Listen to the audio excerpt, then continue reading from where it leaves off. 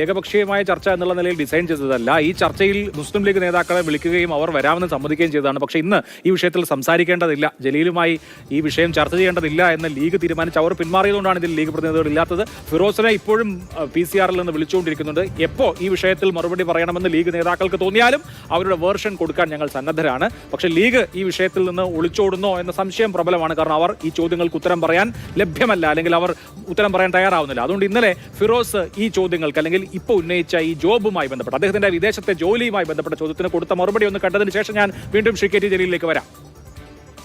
ദുബായിൽ Fortune house general trading എന്ന് പറയുന്ന കമ്പനിയുടെ സെയിൽസ് മാനേജരായിട്ട് സേവനമനുഷ്ഠിക്കുകയാണ്.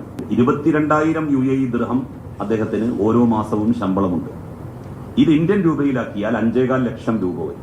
എന്ത് പ്രവൃത്തിയാണ് ഫിറോസ് ഇവിടെ എടുക്കുന്നത്? ഈ ഓഫീസിന്റെ ലൊക്കേഷൻ അദ്ദേഹം ഒന്ന് പുറത്തുവിടണം. വിദേശത്തുള്ള കമ്പനിക്ക് 3 പേരേ ഉള്ളൂ. അത് കമ്പനി വിസ കോട്ട പാസ്സാകുന്നതിനനുസരിച്ചാണ് അവിടെ ആളുകളെ അപ്പോയിന്റ് ചെയ്യുക. അതൊക്കെ ആ കമ്പനിയുടെ സ്വകാര്യമായിട്ടുള്ള കാര്യങ്ങളല്ലേ? അത് പൊതുമുതലായിട്ട് ബന്ധപ്പെട്ട കാര്യമാണോ? അവരെനിക്ക് എത്ര ശമ്പളം തരുന്നു, ഞാൻ എത്ര വാങ്ങുന്നു, അതൊക്കെ പരിശോധിക്കാൻ ഇവിടെ സംവിധാനങ്ങളില്ലേ? കമ്പനിയുടെ സ്വകാര്യതയുമായി ബന്ധപ്പെട്ട കാര്യം എന്നുള്ളത് മാത്രമാണ് ഇക്കാര്യത്തിൽ ഫിറോസിന് നൽകാൻ കഴിയുന്ന മറുപടി. PK കുഞ്ഞാലിക്കുട്ടി അടക്കമുള്ള ലീഗ് നേതാക്കളെ ഇപ്പോൾ വിളിച്ചിരുന്നു ഇതുമായി ബന്ധപ്പെട്ട് എന്തെങ്കിലും പ്രതികരണം നൽകുമോ എന്ന് ചോദിക്കാൻ. പക്ഷേ ഇതൊക്കെ ഇന്നലെ തന്നെ കഴിഞ്ഞ വിഷയമാണ് എന്നുള്ളതാണ് ലീഗ് നേതാക്കളുടെ മറുപടി. CK വിജയനുണ്ട്.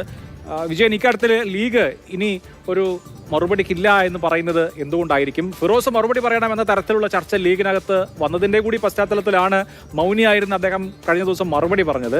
അതിനപ്പുറത്തേക്ക് ഫിറോസിനെ ഡിഫെൻഡ് ചെയ്യാൻ ലീഗ് സന്നദ്ധമാവുന്നില്ല എന്നുള്ളതാണോ? പറയാനുള്ളതൊക്കെ ലീഗ് തന്നെ പറയട്ടെ എന്നുള്ളതാണോ? ഫിറോസ് തന്നെ പറയട്ടെ എന്നുള്ളതാണോ? എന്താണ് ഇക്കാര്യത്തിലെ ലീഗിന്റെ നിലപാട്?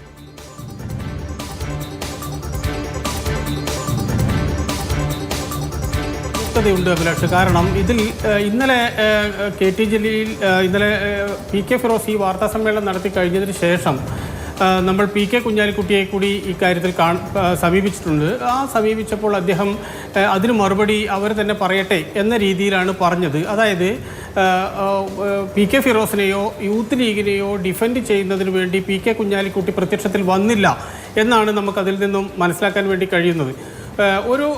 ഈ KT ജലീൽ ചോദിച്ച ഒരുപാട് കാര്യങ്ങളുണ്ട്. അതിൽ കുറേ കാര്യങ്ങൾക്കൊക്കെ PK ഫിറോസ് മറുപടി പറഞ്ഞിട്ട് അത് കുറേ കാര്യങ്ങളൊക്കെ വ്യക്തവുമാണ്. അതിൽ അദ്ദേഹം പറയുന്ന 2 കാര്യങ്ങൾ, ഇതിന് മുതൽ മുടക്കുന്നതിന് വേണ്ടി എവിടെ നിന്ന് ക്യാപിറ്റൽ വന്നു എന്ന കാര്യം പറഞ്ഞിട്ടില്ല. അത് വളരെ പ്രസക്തമായ ഒരു കാര്യമാണ്. രണ്ടാമത്തേത്, ഈ ഫോർച്യൂൺ എന്ന് പറയുന്ന ഈ കമ്പനിയുടെ മറ്റ് ഡയറക്ടേഴ്സ് ആരാണ്, അതിൻ്റെ പ്രവർത്തനം എവിടെയാണ്, ഓഫീസ് എവിടെയാണ്, ഔട്ട്ലെറ്റുകൾ എവിടെയാണ്, അല്ലെങ്കിൽ എന്താണ് അതിൻ്റെ സ്വഭാവം തുടങ്ങിയ വിശദാംശങ്ങൾ ലഭ്യമല്ല. അടിസ്ഥാനപരമായ വിവരങ്ങളെങ്കിലും ഫിറോസ് ആ വാർത്താ സമ്മേളനത്തിൽ കൈമാറിയിരുന്നു എങ്കിൽ കുറേ കൂടി ഈ കാര്യത്തിൽ ഫിറോസിൻ്റെ ഭാഗത്തേക്ക് ന്യായമുണ്ട് എന്നൊരു തോന്നൽ പൊതുസമൂഹത്തിന് ഉണ്ടാകുമായിരുന്നു. രണ്ടാമത്തേതാണ് നമ്മൾ ആദ്യം പറഞ്ഞ ഈ ക്യാപിറ്റൽ എവിടെ നിന്ന് വന്നു എന്നുള്ളത്. ഇത് ചേർത്ത് വായിക്കേണ്ട കുറച്ച് കാര്യങ്ങളുണ്ട്. ഒന്ന്, നേരത്തെ തന്നെ ഈ കത്വ ഫണ്ട് ഉൾപ്പെടെയുള്ള കാര്യങ്ങളിൽ KT ജലീൽ ഉൾപ്പെടെയുള്ള ഇടതുപക്ഷത്തിൻ്റെ ചില നേതാക്കൾ ഉൾപ്പെടെയുള്ള വലിയ വിവാദങ്ങളുണ്ടായിരുന്നു. ആ ഫണ്ടിൻ്റെ വിനിയോഗം സംബന്ധിച്ച ചർച്ചകളുണ്ടായിരുന്നു. അതിൽ അഴിമതി നടന്നു, വെട്ടിപ്പ് നടന്നു എന്ന ചർച്ചയുണ്ടായിരുന്നു. പിന്നീട് PK ഫിറോസിൻ്റെ വീടെടുത്തപ്പോൾ, അത് അദ്ദേഹത്തിൻ്റെ സ്വകാര്യമായ കാര്യമാണ്, നമ്മൾ അതിലേക്ക് അല്ല പോകുന്നത്. ആ വീടെടുത്തപ്പോൾ അതിനുള്ള വരുമാനം എവിടെ നിന്നാണ് എന്ന് അദ്ദേഹത്തിൻ്റെ ഫാമിലിയിൽ നിന്ന് ഉൾപ്പെടെ തന്നെ വിവാദങ്ങൾ ഉയർന്നിരുന്നു, അല്ലെങ്കിൽ അതിൻ്റെ സോഴ്സ് എവിടെയാണെന്നുള്ള ചോദ്യങ്ങൾ ഉയർന്നിരുന്നു. രണ്ടാമത്തെ സംശയത്തിൻ്റെ ഒരു കാര്യം അതുകൂടിയുണ്ട്. അതിനുശേഷമാണ് ഈ ധോത്തി ചാലഞ്ച് നടന്നത്. ധോത്തി ചാലഞ്ചിനെ സംബന്ധിച്ച് പല തവണയായി പല കോണുകളിൽ നിന്ന് വിശദാംശങ്ങൾ പൊതുസമൂഹം ആവശ്യപ്പെട്ടിട്ടുണ്ടായിരുന്നു. അത് നൽകാൻ വേണ്ടി കഴിഞ്ഞിട്ടില്ല. ഏറ്റവും കുറഞ്ഞത് അവിടെ നിന്ന് വാങ്ങിയ ധോത്തിയുടെ ബില്ലെങ്കിലും നിങ്ങൾ പ്രദർശിപ്പിക്കൂ, പുറത്തുവിടൂ എന്ന് പറഞ്ഞിട്ടുണ്ട്. ആ കാര്യവും പുറത്തുവിട്ടിട്ടില്ല. അപ്പോൾ അത് ഒരു തുടർച്ചയായ കുറച്ച് ആരോപണങ്ങളെല്ലാം തന്നെ ഒരു പ്രത്യേക ജംഗ്ഷനിൽ ഫോക്കസ് ചെയ്തിരിക്കുകയാണ്. അല്ലെങ്കിൽ മുസ്ലിം ലീഗിനെ സംബന്ധിച്ച് ഡിഫെൻഡ് ചെയ്യാൻ കഴിയാത്ത വിധത്തിലുള്ള ചില വശങ്ങൾ ഇതിനകത്തുണ്ടോ? PK ഫിറോസ് നമുക്കറിയാം, ദൈനംദിനം കേരള പൊതുസമൂഹത്തിൽ ഇടപെടുന്ന 24 മണിക്കൂർ രാഷ്ട്രീയക്കാരനാണ്. അദ്ദേഹം കേരളത്തിൽ താമസിക്കുന്ന ഇവിടുത്തെ മുഴുവൻ സമയ രാഷ്ട്രീയ പ്രവർത്തകനാണ്. അപ്പോൾ അദ്ദേഹം ദുബായിൽ ജോലി ചെയ്യുകയാണ്. ആ ജോലിയിൽ നിന്ന് അദ്ദേഹത്തിന് 5 ലക്ഷത്തോളം രൂപ മാസ വരുമാനം ഉണ്ട് എന്ന് പറയുന്നത് ഏത് ന്യായം പറഞ്ഞാണ് ഡിഫെൻഡ് ചെയ്യാൻ കഴിയുക? അദ്ദേഹത്തിന് എന്താ ജോലി ചെയ്തൂടെ എന്ന് ചോദിക്കാം.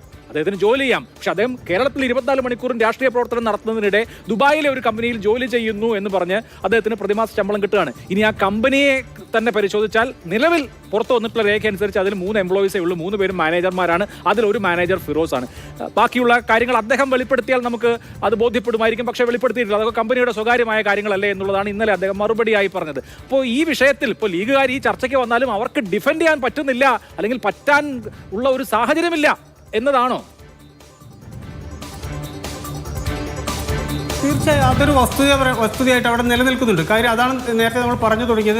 ഇത് എവിടെ നിന്ന് ഈ ക്യാപിറ്റൽ വന്നു എന്നുള്ളതാണ് ഏറ്റവും പ്രധാനപ്പെട്ടത്. രണ്ടാമത് ഈ കമ്പനി എങ്ങനെ പ്രവർത്തിക്കുന്നു, എന്താണ് ഇതിൻ്റെ സ്വഭാവം. മിനിമം ആ കമ്പനിയുടെ ഒരു രജിസ്ട്രേഷൻ നമ്പറെങ്കിലും കൈമാറിയിരുന്നെങ്കിൽ അത് വെച്ച് നമുക്ക് സെർച്ച് ചെയ്ത് കഴിഞ്ഞാൽ കുറേ കാര്യങ്ങൾ കിട്ടും. ആരാണ് ഇതിൻ്റെ ഡയറക്ടേഴ്സ്, എവിടെയാണ് ഇതിൻ്റെ ഓഫീസ്, എന്തൊക്കെയാണ് ഇതിൻ്റെ ഡീലിങ്സ് തുടങ്ങിയ വിവരങ്ങൾ, അടിസ്ഥാനപരമായ വിവരങ്ങൾ കമ്പനി രജിസ്ട്രേഷൻ ഡീറ്റെയിൽസിൽ നിന്ന് നമുക്ക് ലഭിക്കും. പക്ഷേ അത്തരം ഡീറ്റെയിൽസ് പോലും ഫിറോസ് ഇന്നലെ വാർത്താ സമ്മേളനത്തിൽ പറഞ്ഞില്ല എന്നുള്ളത് വളരെ പ്രധാനപ്പെട്ട കാര്യമാണ്. അതുകൊണ്ട് തന്നെ PK ഫിറോസ് പറയുന്ന ന്യായങ്ങൾക്ക് വേണ്ടത്ര ബലമില്ല, അല്ലെങ്കിൽ അത് വിശ്വസനീയതയില്ല എന്ന ഒരു ബോധ്യം ഇപ്പോൾ ലീഗിനകത്ത് അതൊരു വലിയ പ്രശ്നമാണ്. ആ ട്രസ്റ്റ് ഡെഫിസിറ്റ് അഡ്രസ് ചെയ്യേണ്ടത് യഥാർത്ഥത്തിൽ ഫിറോസ് തന്നെയാണ്.